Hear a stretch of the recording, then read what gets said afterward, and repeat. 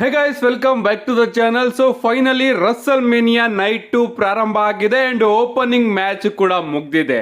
Literally guys, ಜಾಸ್ತಿ ಖುಷಿ ಪಡೋದಕ್ಕೆ ಹೋಗ್ಬಾರ್ದು. ಜಾಸ್ತಿ ಏನಾದರೂ ನಾವು ಖುಷಿ ಪಟ್ಟು ಬೇರೆಯವರಿಗೆ ಉರ್ಸೋಕೆ ಹೋದ್ರೆ ನಮ್ಮ ಜೀವನದಲ್ಲಿ ಕೆಟ್ಟದಾಗುತ್ತೆ ಅನ್ನೋದಕ್ಕೆ ಇವತ್ತಿನ ರಸಲ್ ಮೇನಿಯಾದ ನೈಟ್ 2ನೇ ಕಾರಣ. ಸೊ ಏನೇನಾಯ್ತು ಅಂತ ಸಂಪೂರ್ಣ ಮಾಹಿತಿನ ತಿಳಿಸ್ಕೊಡ್ತೀನಿ. ವಿಡಿಯೋ ತುಂಬಾ ಇಂಟ್ರೆಸ್ಟಿಂಗ್ ಆಗಿರುತ್ತೆ. ಬನ್ನಿ ವಿಡಿಯೋನ ಶುರು ಮಾಡೋಣ. ರಸಲ್ ಮೇನಿಯಾ ನೈಟ್ 2ನ ಓಪನಿಂಗ್ ಅಲ್ಲಿ ನಮಗೆ ಸ್ಟೆಫನಿ ಮಿಕ್ಮ್ಯಾನ್ ಅವರು ನೋಡೋದಕ್ಕೆ ಸಿಗ್ತಾರೆ. ನನಗಂತೂ ತುಂಬಾನೇ ಶಾಕ್ ಆಯ್ತು ಗೈಸ್. ಸ್ಟೆಫನಿ ಮಿಕ್ಮ್ಯಾನ್ ಈಸ್ ಬ್ಯಾಕ್ ಅಂತಾನೆ ಹೇಳ್ಬೋದು. ನಮ್ಮ ಸ್ಟೆಫನಿ ಅವರು ಬರ್ತಾರೆ, ಮೈಕ್ ನ ತಗೊಂಡು ಹೇಳ್ತಾರೆ, ನಿಮ್ಮನ್ನೆಲ್ಲರನ್ನೂ ಕೂಡ ರಸಲ್ ಮೇನಿಯಾಗೆ ನಾನು ವೆಲ್ಕಮ್ ಮಾಡ್ತಾ ಇದ್ದೀನಿ.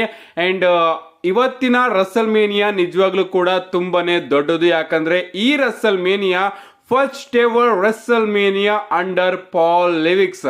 ಅಂದ್ರೆ ಇದು ನಮ್ಮ ಟ್ರಿಪಲ್ ಎಚ್ ಅವರ ಅಂಡರ್ ಅಲ್ಲಿ ನಡೀತಿರ್ತಕ್ಕಂಥ ಮೊದಲನೇ ರಸಲ್ ಮೇನಿಯಾ. ಅಂಡ್ ಪೀಪಲ್ಸ್ ಗಳನ್ನ ಜೊತೆಗೆ ಬ್ರಿಂಗ್ ಮಾಡುವಂತಹ ಕೆಲಸ ನಮ್ಮ ಟ್ರಿಪಲ್ ಎಚ್ ಅವರಿಗೆ ಚೆನ್ನಾಗಿ ಗೊತ್ತು. ಸೊ ನಾನಿವಾಗ ಟ್ರಿಪಲ್ ಎಚ್ ಅವರಿಂದ ಕೆಲವೊಂದಷ್ಟು ಲೈನ್ಸ್ ನ ಕದ್ದು ನಿಮಗೆ ಹೇಳ್ತಾ ಇದ್ದೀನಿ. ಫಿಲಿ, ಆರ್ ಯು ರೆಡಿ ಅಂತ ಹೇಳಿ ನಮ್ಮ ಸ್ಟೆಫನಿ ಮಿಕ್ಮ್ಯಾನ್ ಅವರು ಕರೀತಾರೆ. ಅಂಡ್ ಅವರು ಮತ್ತೊಮ್ಮೆ ಹೇಳಿದ್ದಾರೆ, ಇದು ಟ್ರಿಪಲ್ ಎಚ್ ನ ಎರಾ ಅಂತ. ಸೊ ಈ ಎರಾ ಬಗ್ಗೆ ಇವತ್ತು ಒಂದು ಡಿಫರೆಂಟ್ ವಿಡಿಯೋ ಬರುತ್ತೆ. ಲಿಟ್ರಲಿ ಡಬ್ಲ್ಯೂ ಹೊಸ ಎರಾ ಪ್ರಾರಂಭ ಆಗಿದೆ ಅಂತಾನೆ ಹೇಳ್ಬಹುದು ನಿನ್ನೆಯಿಂದ. ಇದಾದ್ಮೇಲೆ ನಮಗೆ ಶೋನ ಓಪನಿಂಗ್ ಅಲ್ಲಿ ವರ್ಲ್ಡ್ ಹೆವಿವೇಟ್ ಚಾಂಪಿಯನ್ಶಿಪ್ ಗೆ ಡ್ರೂ ಮ್ಯಾಕೆಂಟೈರ್ ಹಾಗೆ ಸೆತ್ ರೋಲಿನ್ಸ್ ಅವರ ನಡುವೆ ಒಂದು ಸಿಂಗಲ್ಸ್ ಮ್ಯಾಚ್ ನೋಡೋದಕ್ಕೆ ಸಿಗುತ್ತೆ. ಸ್ಪೆಷಲ್ ಗೆಸ್ಟ್ ಕಮೆಂಟ್ರಿಯಲ್ಲಿ ನಮಗೆ CM ಪಂಕ್ ಅವರು ಕೂಡ ನೋಡೋದಕ್ಕೆ ಸಿಗ್ತಾರೆ. ನಮ್ಮ ಡ್ರೂ ಮ್ಯಾಕೆಂಟೈರ್ ಅವ್ರಿಗೂ ಕೂಡ ಡಿಫರೆಂಟ್ ಎಂಟ್ರಿ ಇತ್ತು ಅಂತಾನೆ ಹೇಳ್ಬಹುದು. ನನಗಂತೂ ತುಂಬಾನೇ ಇಷ್ಟ ಆಯ್ತು. ಮೊದಲು ಅವರ ಥೀಮ್ ಸಾಂಗ್ ನ ಬ್ಯಾಂಡ್ ಅಲ್ಲಿ ಬಾರಿಸ್ತಾ ಇರ್ತಾರೆ. ಅದಾದ್ಮೇಲೆ ಅವರ ಕತ್ತಿ ಎಲ್ಲದನ್ನ ಇಟ್ಬಿಟ್ಟು ಅದ್ರ ಸೆಂಟರ್ ಇಂದ ನಮ್ಮ ಡ್ರೂ ಮ್ಯಾಕೆಂಟೈರ್ ಅವರು ಎಂಟ್ರಿ ಆಗ್ತಾರೆ. ಸಖತ್ತಾಗಿತ್ತು. ಅಂಡ್ ಈ ಕಡೆ ನಮ್ಮ ಸೆತ್ ರೋಲಿನ್ಸ್ ಅವರ ಕಡೆ ಬರೋದಾದ್ರೆ ಯಾರೋ ಬ್ಯಾಂಡ್ಸ್ ನೆಲ್ಲರನ್ನು ಕೂಡ ನಮ್ಮ ಸೆತ್ ರೋಲಿನ್ಸ್ ಅವರು ಕರ್ಕೊಂಡು ಬಂದಿರ್ತಾರೆ. ನಮ್ಮ ಸೆತ್ ರೋಲಿನ್ಸ್ ಅವರು ಕೂಡ ಸ್ಪೆಷಲ್ ಎಂಟ್ರಿಯಿಂದ ಬರ್ತಾರೆ ಅಂತಾನೆ ಹೇಳ್ಬಹುದು. ಈ ಕಡೆ ನಮ್ಮ ಸಮಾಂತ ಅವರು ಇಬ್ರು ಕೂಡ ಸಖತ್ತಾಗಿ ಇಂಟ್ರೊಡ್ಯೂಸ್ ಮಾಡ್ತಾರೆ. ಅಂಡ್ ಬೆಲ್ ರಿಂಗ್ ಆಗುತ್ತೆ, ಮ್ಯಾಚ್ ಕೂಡ ಸ್ಟಾರ್ಟ್ ಆಗುತ್ತೆ.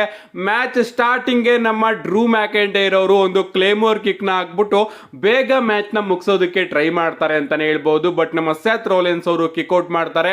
ಇದಾದ್ಮೇಲೆ ಇನ್ನ ಒಂದು ಕ್ಲೇಮೋರ್ ಕಿಕ್ ನ ಹಾಕೋದಕ್ಕೆ ಹೋಗ್ತಾರೆ. ಬಟ್ ನಮ್ಮ ಸೆತ್ ರೋಲಿನ್ಸ್ ಅವರು ರಿಂಗ್ ಇಂದ ಹೊರಗಡೆ ಬರ್ತಾರೆ ಅಂತಾನೆ ಹೇಳ್ಬಹುದು.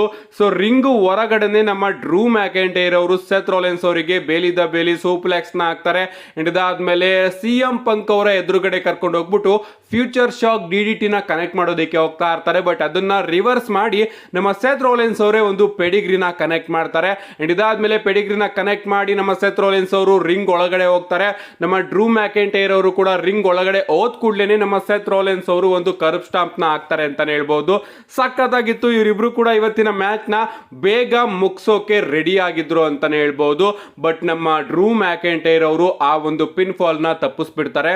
ಇದಾದ್ಮೇಲೆ ನಮ್ಮ ಸೆತ್ ರೋಲಿನ್ಸ್ ಅವರು ಇನ್ನ ಒಂದು ಕರ್ಬ್ ಸ್ಟಾಂಪ್ ನ ಹಾಕೋದಕ್ಕೆ ಹೋದಾಗ ಅದನ್ನ ರಿವರ್ಸ್ ಮಾಡ್ತಾರೆ. ಅಂಡ್ ಇದಾದ್ಮೇಲೆ ನಮಗೆ ಡ್ರೂ ಮ್ಯಾಕೆಂಟೈರ್ ಹಾಗೆ ಸೆತ್ ರೋಲಿನ್ಸ್ ಅವರ ನಡುವೆ ಪಂಚಸ್ ಗಳ ಎಕ್ಸ್ಚೇಂಜ್ ಕೂಡ ನೋಡೋದಕ್ಕೆ ಸಿಗುತ್ತೆ. ಅಂಡ್ ನಮ್ಮ ಡ್ರೂ ಮ್ಯಾಕೆಂಟೈರ್ ಅವರು ಒಂದು ಕ್ಲೇಮೋರ್ ನ ಹೊಡೆಯೋದಕ್ಕೆ ಹೋಗ್ತಾರೆ. ಬಟ್ ಅದನ್ನ ರಿವರ್ಸ್ ಮಾಡಿ ನಮ್ಮ ಸೆತ್ ರೋಲಿನ್ಸ್ ಅವರು ಒಂದು ಪೆಡಿಗ್ರಿನ ಹಾಕಿ ಸಡನ್ ಆಗಿ ಒಂದು ಕರ್ಬ್ ಸ್ಟಾಂಪ್ ನ ಕೂಡ ಹಾಕ್ತಾರೆ. ಬಟ್ ಇಲ್ಲಿ ನಮ್ಮ ಡ್ರೂ ಮ್ಯಾಕೆಂಟೈರ್ ಅವರು ಕಿಕ್ಔಟ್ ಮಾಡ್ತಾರೆ. ಇದಾದ್ಮೇಲೆ ನಮ್ಮ ಸೆತ್ ರೋಲಿನ್ಸ್ ಅವರು ಟಾಪ್ ರೋಪ್ ಮೇಲೆ ಎತ್ಬಿಟ್ಟು ಟಾಪ್ ರೋಪ್ ಮೇಲಿಂದ ಒಂದು ಕರ್ಬ್ ಸ್ಟಾಂಪ್ ನ ಹಾಕೋದಕ್ಕೆ ಹೋದಾಗ ಅದನ್ನ ರಿವರ್ಸ್ ಮಾಡಿ ನಮ್ಮ ಡ್ರೂ ಮ್ಯಾಕೆಂಟೈರ್ ಅವರು ಒಂದು ಫ್ಯೂಚರ್ ಶಾಕ್ DDT ನ ಕನೆಕ್ಟ್ ಮಾಡ್ತಾರೆ. ಬಟ್ ಅಲ್ಲಿ ನಮ್ಮ ಸೆತ್ ರೋಲಿನ್ಸ್ ಅವರು ಕೂಡ ಕಿಕ್ಔಟ್ ಮಾಡ್ತಾರೆ. ಇದಾದ್ಮೇಲೆ ನಮ್ಮ ಡ್ರೂ ಮ್ಯಾಕೆಂಟೈರ್ ಅವರು CM ಪಂಕ್ ಅವರಿಗೆ ಉರ್ಸೋದಕ್ಕೋಸ್ಕರ ಗೋ ಟು ಸ್ಲೀಪ್ ನು ಕೂಡ ಕನೆಕ್ಟ್ ಮಾಡೋದಕ್ಕೆ ಹೋಗ್ತಾರೆ. ಬಟ್ ಅದನ್ನ ರಿವರ್ಸ್ ಮಾಡಿ ನಮ್ಮ ಸೆತ್ ರೋಲಿನ್ಸ್ ಅವರು ರೋಲ್ ಅಪ್ ಮಾಡ್ತಾರೆ ಅಂತಾನೆ ಹೇಳ್ಬಹುದು. ಬಟ್ ಅದನ್ನ ನಮ್ಮ ಡ್ರೂ ಮ್ಯಾಕೆಂಟೈರ್ ಅವರು ಕಿಕ್ಔಟ್ ಮಾಡಿ ಮತ್ತೊಂದು ಕ್ಲೇಮೋರ್ ಕಿಕ್ ನ ಹೊಡಿತಾರೆ. ಬಟ್ ಈಗಲೂ ಕೂಡ ನಮ್ಮ ಸೆತ್ ರೋಲಿನ್ಸ್ ಅವರು ಕಿಕ್ಔಟ್ ಮಾಡ್ತಾ ಇರ್ತಾರೆ. ಲಿಟ್ರಲಿ ಗೈಸ್, ಕ್ಲೇಮೋರ್ ಕಿಕ್ ಮೇಲೆ ಕ್ಲೇಮೋರ್ ಕಿಕ್ ನ ಹೊಡೆದ್ರು ಕೂಡ ನಮ್ಮ ಸೆತ್ ರೋಲಿನ್ಸ್ ಅವರು ಕಿಕ್ಔಟ್ ಮಾಡ್ತಾ ಇರ್ತಾರೆ. ಈ ಕಡೆ ನಮ್ಮ ಡ್ರೂ ಮ್ಯಾಕೆಂಟೈರ್ ಅವರು ಕೂಡ ಕರ್ಬ್ ಸ್ಟಾಂಪ್ ನ ತಿಂದ್ರು ಕೂಡ ಕಿಕ್ಔಟ್ ಮಾಡ್ತಾ ಇರ್ತಾರೆ. ಇದಾದ್ಮೇಲೆ ನಮ್ಮ ಡ್ರೂ ಮ್ಯಾಕೆಂಟೈರ್ ಅವರು ರಿಂಗ್ ಇಂದ ಕೆಳಗಡೆ ಬಂದ್ಬಿಟ್ಟು ಅನೌನ್ಸರ್ ಟೇಬಲ್ ನ ನಮ್ಮ ಸೆತ್ ರೋಲಿನ್ಸ್ ಅವರಿಗೆ ಮುರ್ಸೋದಕ್ಕೆ ನೋಡ್ತಾರೆ. ಪವರ್ ಬಾಂಬ್ ನ ಹಾಕೋದಕ್ಕೆ ಹೋಗ್ತಾರೆ. ಬಟ್ ನಮ್ಮ ಸೆತ್ ರೋಲಿನ್ಸ್ ಅವರೇ ಡ್ರೂ ಮ್ಯಾಕೆಂಟೈರ್ ಅವರಿಗೆ ಪಂಚಸ್ ಗಳನ್ನ ಹೊಡೆದ್ಬಿಟ್ಟು ಅನೌನ್ಸರ್ ಟೇಬಲ್ ಮೇಲೆ ಒಂದು ಕರ್ಬ್ ಸ್ಟಾಂಪ್ ನ ಕನೆಕ್ಟ್ ಮಾಡ್ತಾರೆ.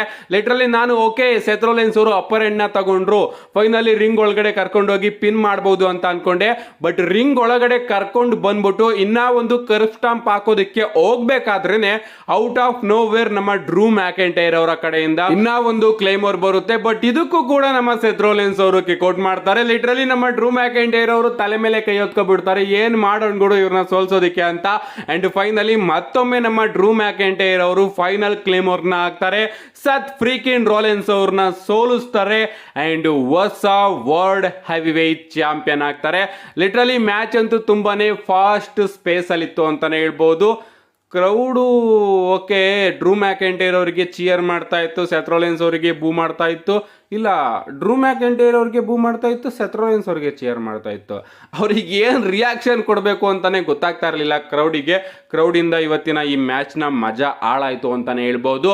ಇದಾದ್ಮೇಲೆ ನಮ್ಮ ಸೆತ್ ರೋಲೆನ್ಸ್ ಅವರು ಸಖತ್ತು ಎಮೋಷನಲಿ ನಮಗೆ ನೋಡೋದಕ್ಕೆ ಸಿಗ್ತಾರೆ. ನಮ್ಮ ಡ್ರೂ ಮ್ಯಾಕೆಂಟೈರ್ ಅವರು ಚಾಂಪಿಯನ್ಶಿಪ್ನ ಗೆಲ್ತಾರೆ. ಅವರ ಫ್ಯಾಮಿಲಿ ಕೂಡ ಬಂದಿರ್ತಾರೆ. ಅವರ ಫ್ಯಾಮಿಲಿ ಬಳಿ ಹೋಗ್ಬಿಟ್ಟು ಸೆಲೆಬ್ರೇಷನ್ನ ಮಾಡಿ ಸೀದಾ ಹೋಗ್ಬಿಟ್ಟು CM ಪಂಕ್ ಅವರ ಬಳಿ ಕೂತ್ಕೊಬಿಡ್ತಾರೆ. ನಮ್ಮ CM ಪಂಕ್ ಅವರಿಗೆ ಆ ಚಾಂಪಿಯನ್ಶಿಪ್ನ ತೋರಿಸಿ ಉರಿಸ್ತಾ ಇರ್ತಾರೆ ಅಂತಾನೆ ಹೇಳ್ಬೋದು. ಇದನ್ನ ನೀನು ಫೋಟೋನ ಫ್ರೇಮ್ ಹಾಕಿಸ್ಕೋ ಹಾಗೆ ಹೀಗೆ ಅಂತ ಹೇಳ್ತಾ ಇರ್ತಾರೆ. ಇದನ್ನ ನೋಡಿ ನಮ್ಮ CM ಪಂಕ್ ಅವರಿಗೆ ಸಖತ್ತು ಬೇಜಾರಾಗುತ್ತೆ. ಅವರು ಸೀದಾ ನಮ್ಮ ಡ್ರೂ ಮ್ಯಾಕೆಂಟೈರ್ ಅವರ ಮೇಲೆ ಅಟ್ಯಾಕ್ ಮಾಡೋದಕ್ಕೆ ಶುರು ಮಾಡಿಬಿಡ್ತಾರೆ. ಅಟ್ಯಾಕ್ ಮಾಡ್ತಾ ಇರ್ತಾರೆ. ಸಡನ್ ಆಗಿ ನಮಗೆ ಡೇಮಿಯನ್ ಪ್ರೀಸ್ಟ್ ಅವರ ಎಂಟ್ರಿ ನೋಡೋದಕ್ಕೆ ಸಿಗುತ್ತೆ. Yes, mister money in the bank ನಮ್ಮ ಡೇಮಿಯನ್ ಪ್ರೀಸ್ಟ್ ಅವರು ಬರ್ತಾರೆ. ಮನಿ ಇನ್ ದ ಬ್ಯಾಂಕ್ ಅಲ್ಲಿ ಡ್ರೂ ಮ್ಯಾಕೆಂಟೈರ್ ಅವರ ಮೇಲೆ ಅಟ್ಯಾಕ್ ಮಾಡ್ತಾರೆ. ಅದನ್ನ ನೋಡಿ ನಮ್ಮ CM ಪಂಕ್ ಅವರು ನಗ್ತಾ ಇರ್ತಾರೆ. ಡ್ರೂ ಮ್ಯಾಕೆಂಟೈರ್ ಅವ್ರನ್ನ ರಿಂಗ್ ಒಳಗಡೆ ಕರ್ಕೊಂಡು ಹೋಗ್ತಾರೆ. ತಮ್ಮ ಮನಿ ಇನ್ ದ ಬ್ಯಾಂಕ್ ನ ಕ್ಯಾಶ್ ಇನ್ ಮಾಡ್ತಾರೆ. ಸಡನ್ ಆಗಿ ಒಂದು ಸೌತ್ ಆಫ್ ಹೆವನ್ ನ ಕನೆಕ್ಟ್ ಮಾಡಿ ಡ್ರೂ ಮ್ಯಾಕೆಂಟೈರ್ ಅವ್ರನ್ನ ಪಿನ್ ಮಾಡಿ ಇವತ್ತು ರಸಲ್ ಮೇನಿಯಾದಲ್ಲಿ ಹೊಸ ವರ್ಲ್ಡ್ ಹೆವಿ ವೇಟ್ ಚಾಂಪಿಯನ್ ಆಗಿದ್ದಾರೆ ನಮ್ಮ ಡೇಮಿಯನ್ ಪ್ರೀಸ್ಟ್ ಅವರು. ಲಿಟ್ರಲಿ ಗೈಸ್ ಎಕ್ಸ್ಪೆಕ್ಟ್ ಮಾಡಿದ್ದೆ ಈ ರೀತಿ ಆಗುತ್ತೆ ಅಂತ, ಅದೇ ರೀತಿ ಆಗಿದೆ ಅಂತಾನೆ ಹೇಳ್ಬೋದು. ಸೊ ನಮ್ಮ ಡೇಮಿಯನ್ ಪ್ರೀಸ್ಟ್ ಅವರು ವರ್ಲ್ಡ್ ಹೆವಿ ವೇಟ್ ಚಾಂಪಿಯನ್ಶಿಪ್ ನ ಗೆದ್ಕೊಂಡು ಕೂದಲೇ ಓಡೋಗ್ತಾರೆ ಸೆಲೆಬ್ರೇಟ್ ಮಾಡೋದಕ್ಕೆ. ಆ ಕಡೆಯಿಂದ ನಮ್ಮ ಜಡ್ಜ್ಮೆಂಟ್ ಅವರು ಕೂಡ ಬರ್ತಾರೆ. ಸೊ ಒಂದು ಸೆಲೆಬ್ರೇಷನ್ ಕೂಡ ನೋಡೋದಕ್ಕೆ ಸಿಗುತ್ತೆ. ಈ ಕಡೆ ನಮ್ಮ ಡ್ರೂ ಮ್ಯಾಕೆಂಟೈರ್ ಅವರು CM ಪಂಕ್ ನ ನೋಡ್ತಾ ಇರ್ತಾರೆ. ನಮ್ಮ CM ಪಂಕ್ ಅವರು ಅನೌನ್ಸರ್ ಟೇಬಲ್ ಮೇಲೆ ಕೂತ್ಕೊಂಡು ಚಪ್ಪಾಳೆ ತಡ್ಕೊಂಡು ನಗಾಡ್ತಾ ಇರ್ತಾರೆ. ಸೊ ಅತಿಯಾಗಿ ಆಡೋದಕ್ಕೆ ಹೋದ್ರೆ ಏನಾಗುತ್ತೆ ಅಂತ ನಮ್ಮ ಡ್ರೂ ಮ್ಯಾಕೆಂಟೈರ್ ಅವರಿಗೆ ಇವತ್ತು ಗೊತ್ತಾಗಿದೆ. ಲಿಟ್ರಲಿ ಎಂಡಿಂಗ್ ಅಲ್ಲಂತೂ ನನಗಂತೂ ತುಂಬಾನೇ ನಗು ಬರ್ತಾ ಇತ್ತು.